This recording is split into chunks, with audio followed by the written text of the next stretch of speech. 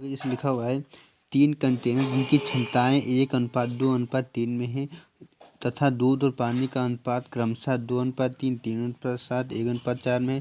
पहले कंटेनर की पूरी मात्रा, दूसरे कंटेनर की आधी मात्रा बोले तो 1/2 और तीसरे कंटेनर की दोगुना एक बड़े बर्तन में मिलाया जाता है। तो दूध की मात्रा कितने परसेंटेज होगी?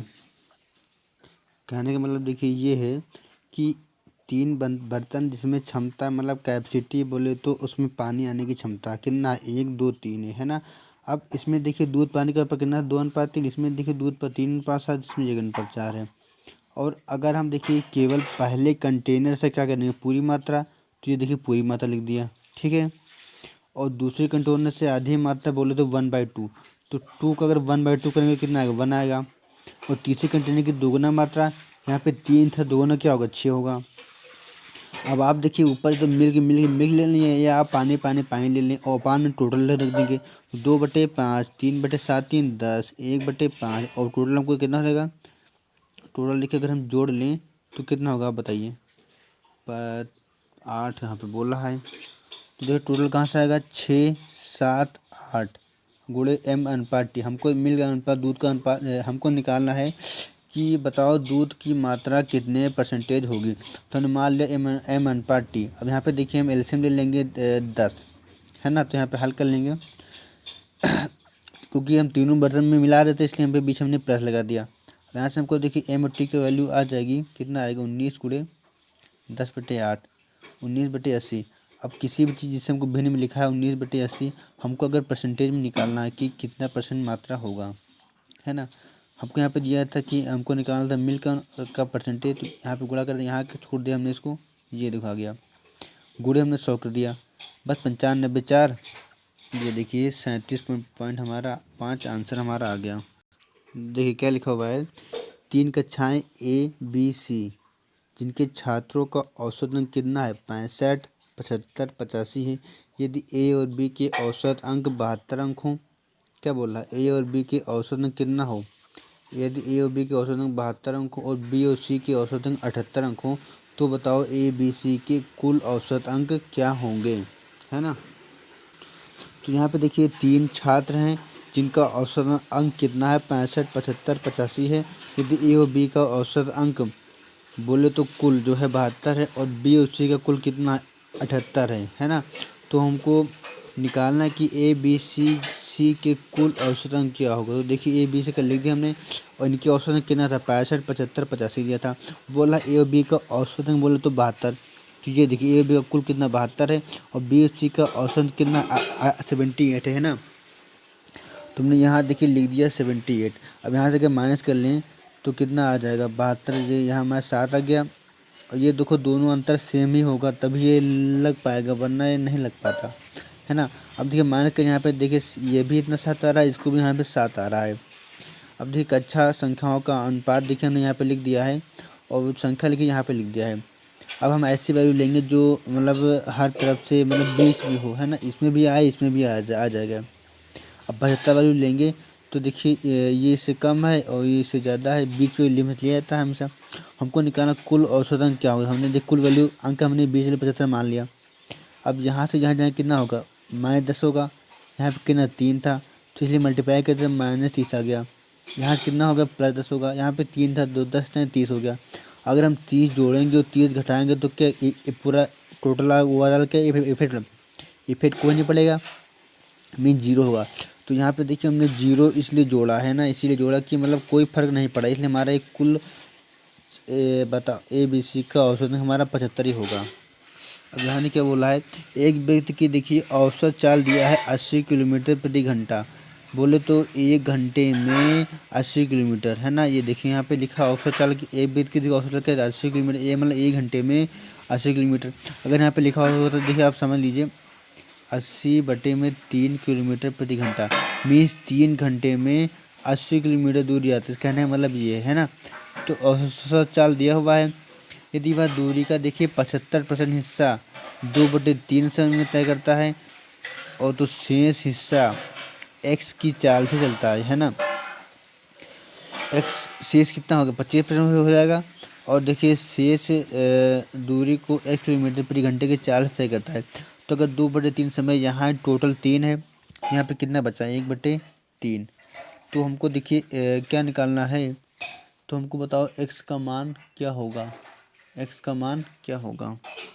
तो यहाँ बोल रहा था कि शेष दूरी को हमको निकालना है कि ये शेष दूरी को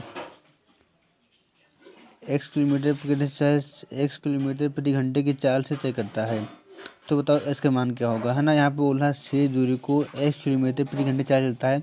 मीन्स हमको निकालना है कि शेष दूरी को, मीन्स जैसे कुल टोटल कितना था 80 था, और यहाँ पे कितना बचा 75 25। तो 80 का 85 पर निकालेंगे तो आएगा 20। अब हमको निकालना कि 20 किलोमीटर की ये दूरी दिया है और ये समय दिया हुआ है।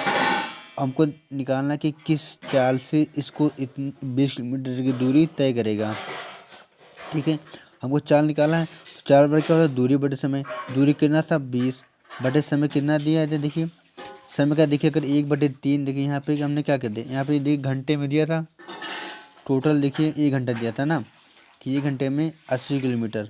तो हमने टोटल 1 घंटा दिया हुआ था, ये दिया था 80 किलोमीटर 1 घंटे में पूरा 80 किलोमीटर दूरी यात्रा करता है। तो ये घंटे की वैल्यू दिया था, हमने गुणे में 60 कर दिया, तो हमें वैल्यू आ गई 20 मिनट, है ना। तो हमको निकालना है क्या चाल बार दूरी बटे समय 20 मिनट आ गया।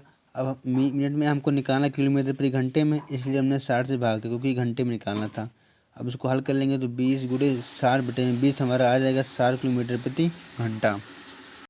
देखिए थोड़ा सा बात कर लें जनगणना के बारे में। तो देखिए जनगणना क्या बात करें कि देखिए प्राचीन काल में कौटिल्य का ग्रंथ जो है अर्थशास्त्र से संबंधित था।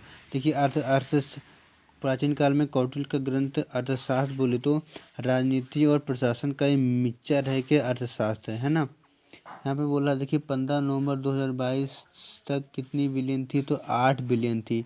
11 जुलाई को विश्व जनसंख्या दिवस मनाया जाता है। अकबर की आईने अकबरी। मुगल काल में अबुल फजल द्वारा लिखित आईने अकबरी में जनगणना का उल्लेख मिलता है। आधुनिक पद्धति में प्रथम जनगणना देखिए 1872 में लॉर्ड मेयो के शासनकाल में हुई थी, लेकिन नियमित जनगणना 1881 में लॉर्ड रिपन के शासनकाल में वापस हुई शुरू हुई थी, है ना। नियमित जनगणना 10 वर्ष पर कराई जाती है। 2011 की जनगणना स्वतंत्रता के पश्चात 7वीं जनगणना तथा कुल 15वीं जनगणना थी। अब 0 से 6 वर्ष का देखिए हम निकालेंगे शिशु लिंगानुपात। अगर बात कर दें कि शिशु लिंगानुपात क्या करें, देखिए शिशु लिंगानुपात हम केवल 0 से 6 वर्ष तक बच्चों को काउंट करते हैं। साक्षरता दर देखिए हम कहाँ तय करेंगे, तो साक्षरता दर हम तय करेंगे 7 वर्ष से ऊपर। 7 वर्ष से ऊपर जो हम ऊपर तय करेंगे। देखिए किस राज्य में सबसे ज़्यादा लिंगानुपात है, तो केरल राज्य में महिला ज़्यादा है पुरुष कम है। देश में भारत देश में केरल राज्य का लिंगानुपात सर्वाधिक है। और अगर बात करें कि कौन सा जिले में लिंगानुपात ज़्यादा है, तो जौनपुर जिला में 1000 पर 1024 महिलाएं हैं, है ना। देखिए ये कहने का मतलब यही है कि अगर लिंगानुपात बोले तो 1000 महिलाओं पर कितनी पुरुष हैं, ये बात कर लेंगे। तो जौनपुर से जिला में जौनपुर के बाद आता है आजमगढ़। तो जौनपुर में सबसे ज़्यादा लिंगानुपात है। भारत की कुल जनसंख्या कितनी थी, तो भारत की कुल जनसंख्या कितनी थी 1998 1 2 3 4 1। अब बोले कि 10 की वृद्धि दर से क्या मतलब है, तो 2001 से 2011 में जितनी भी परसेंटेज की वृद्धि हुई उसको बोलेंगे 10 की वृद्धि दर। और अगर काउंट करें हम कि अपने देश का लिंगानुपात कितना, तो 943, और यूपी का कितना है 912। और अगर बात करें कि जनघनत्व क्या है, तो प्रति वर्ग किलोमीटर में रहने वाले व्यक्तियों की संख्या कैसे निकालेंगे, कुल क्षेत्रफल बटे कुल जनसंख्या से भाग कर देंगे तो हमारी वैल्यू आ जाएगी। तो बात करें अगर यूपी की कुल जनसंख्या कितनी है, तो यूपी कितनी 1998, यूपी की 1998 1 2 3 4 1। और 2011 जनगणना के अनुसार भारत की कुल जनसंख्या कितनी है, तो भारत की जनसंख्या कुल है 121 करोड़, 121 करोड़ बिलियन, 121 करोड़ मिलियन क्या मिलियन है 112 10.9 अगर बात करें भारत की दशकीय वृद्धि दर कितनी है 2001 से 2011 तक, तो 17.7%। सबसे ज़्यादा ग्रामीण जनसंख्या में सर्वाधिक दशकीय वृद्धि दर मेघालय की है। ग्रामीण जनसंख्या में दशकीय वृद्धि दर सबसे ज़्यादा मेघालय की है। और ग्रामीण जनसंख्या में अब बात करें कि अगर नगरीय जनसंख्या में सर्वाधिक दशकीय वृद्धि दर दमन एवं दीव की है ना। देखिए भारत का लिंग अनुपात कितना है 943 है। भारत का 943 है और यूपी का कितना है 912। और अगर बात करें भारत का जनसंख्या घनत्व कितना है, तो भारत का जनसंख्या घनत्व 382। सर्वाधिक जनसंख्या घनत्व वाला राज्य जनसंख्या घनत्व सर्वाधिक वाला राज्य बिहार है। और न्यूनतम जनसंख्या घनत्व वाला राज्य अरुणाचल प्रदेश है। और सर्वाधिक जनघनत्व वाला केंद्र शासित प्रदेश दिल्ली है 11,320। बात करें हम सर्वाधिक जनघनत्व वाले राज्य, तो फर्स्ट नंबर पर जनघनत्व सबसे ज़्यादा राज्य किसका, बिहार का है। और बात करें सर्वाधिक लिंगानुपात वाले राज्य केरल है। और न्यूनतम लिंगानुपात राज्य वाले कौन सा है, हरियाणा है। सर्वाधिक साक्षरता वाले राज्य कौन है, केरल है। और न्यूनतम साक्षरता वाले राज्य कौन है, बिहार है ना। बिहार की देखिए खास बात क्या है कि कम पढ़ा लिखा साला वो। न्यूनतम साक्षरता प्रतिशत वाले 5 राज्य, ये देखिए सर्वाधिक में सबसे ज़्यादा पढ़ा लिखा कौन सा राज्य है, केरल है। और सबसे कम पढ़ा लिखा राज्य कौन सा है, बिहार है। ये जानते हो क्यों कम पढ़े लिखे हैं, ये इसलिए कम पढ़े लिखे हैं क्योंकि इनका सर्वाधिक जनघनत्व वाले 5 राज्य टॉप पे आता है बिहार। सर्वाधिक जनघनत्व वाले राज्य कौन सा, बिहार है। क्योंकि यहाँ पे कम एरिया है ना, यहाँ पे जगह बहुत कम है, इसलिए जगह कम है, स्कूल है नहीं, तो इसलिए पढ़ पाते नहीं हैं, इसलिए यहाँ पे इनका साक्षरता दर क्या है, बहुत ही कम है।